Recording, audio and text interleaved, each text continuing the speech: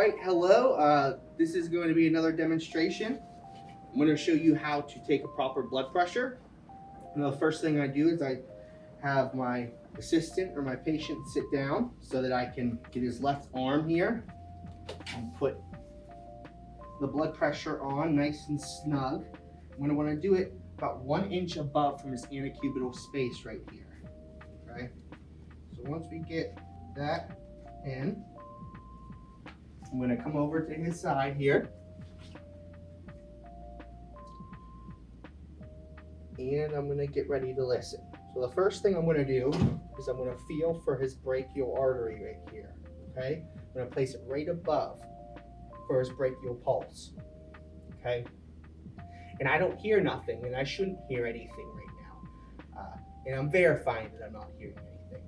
And what I'm going to do is I'm going to go ahead and pump the blood pressure cup up to about 200 millimeters of mercury. All right, and that should be high enough of a pressure so that I can hear something. So I'm not listening right now. What I'm doing is pumping it up. I get to 200. Go ahead and I take a listen. I'm going to slowly let out the pressure until I hear the first sound. When I hear the first sound, I'm going to keep that number in my head, and I'm going to slowly let it out until I cannot hear that sound anymore. And that's going to be my diastolic number.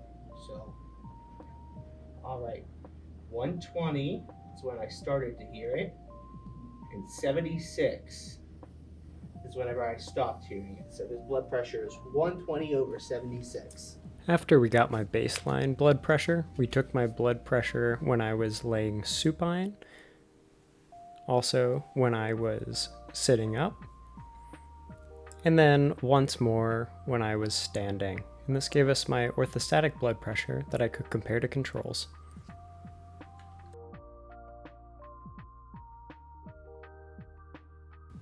Hey everyone, this is just to give you a little bit more information about blood pressure, what blood pressure is, how to properly take your reading, and to analyze your data that you get. So starting off, I just want to talk about what exactly blood pressure is and how to take your readings. So we're going to talk about the terminology, the proper units, and the normal BP that you get. So starting off, we need to think about last week's lab. So last week you learned about the passage of blood through your heart and how your heart pumps blood into the rest of your body. So thinking about that, you can better understand blood pressure readings and how it's properly taken. So your heart contracts and relaxes. This rhythmic flow pushes blood through your arteries, and that's how you get to readings that we're going to take. So your heart's going to contract and relax, which causes this flow.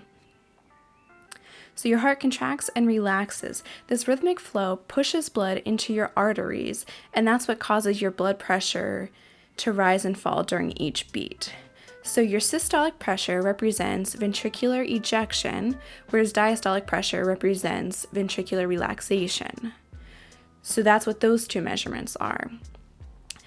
Blood pressure is typically measured in millimeters of mercury, and your normal blood pressure that you can get from an ideal healthy patient is 120 over 80 millimeters of mercury.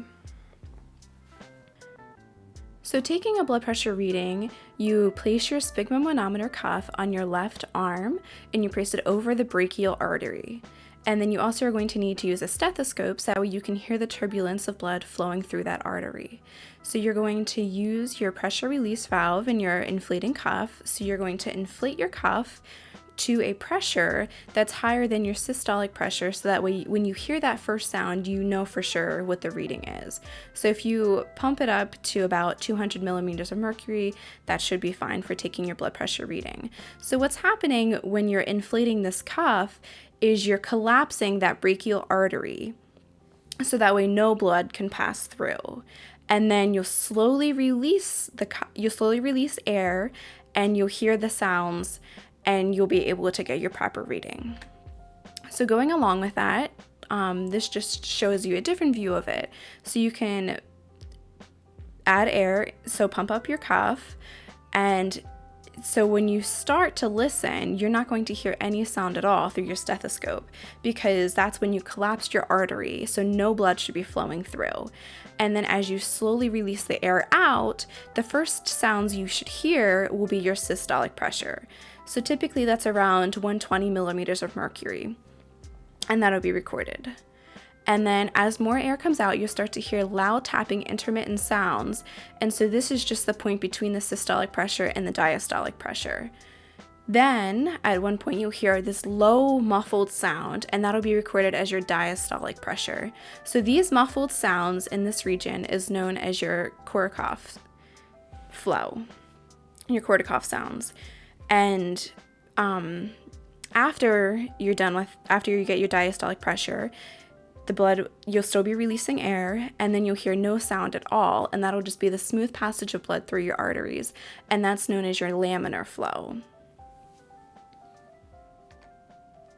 So thinking back to the lab, the one that Alex and Eric and I did, we measured Eric's blood pressure, and so we saw his normal blood pressure when he was sitting down, and that was 122/76, which is a typical normal blood pressure, and his pulse was 68.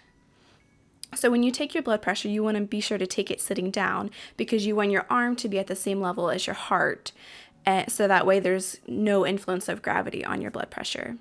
So then laying supine, after about 2 to 3 minutes, his blood pressure was 116/72. This is also normal, because when you're laying down, you think you have no gravity, you don't have gravity influencing your blood pressure as well, because your arm is going to be at the same level as your heart, and your heart doesn't have to constrict as much to pump blood to the rest of your body. And his pulse was 64. Immediately upon standing from the supine position, it lowered even more. So it went to 110/68, while the pulse increased to 74. So your blood pressure is going to lower, because when you stand up right away, your heart's gonna contract and relax even more to try and pump blood to the rest of your body. Because what happens is when you stand up right away, sometimes you get dizzy or lightheaded. That's because the blood is pulling from your upper part of your body into your legs, because it's not used to it, because gravity is all smooth and flowing normally. So it gets pulled into your legs, so your blood pressure will lower. So then after standing for a couple minutes, it tends to go back to normal, but even raise a little bit, just because you have gravity influencing your blood pressure now. So your arm is no longer at the same level as your heart, so it has to pump against gravity to get that blood pressure raised. And then his pulse was 68 as well. So just an overview of what to take away from this video and what you need to know for the lab. Be sure to know how to use a sphygmomanometer and a stethoscope to measure blood pressure, know the proper placement, and know the tools you're using.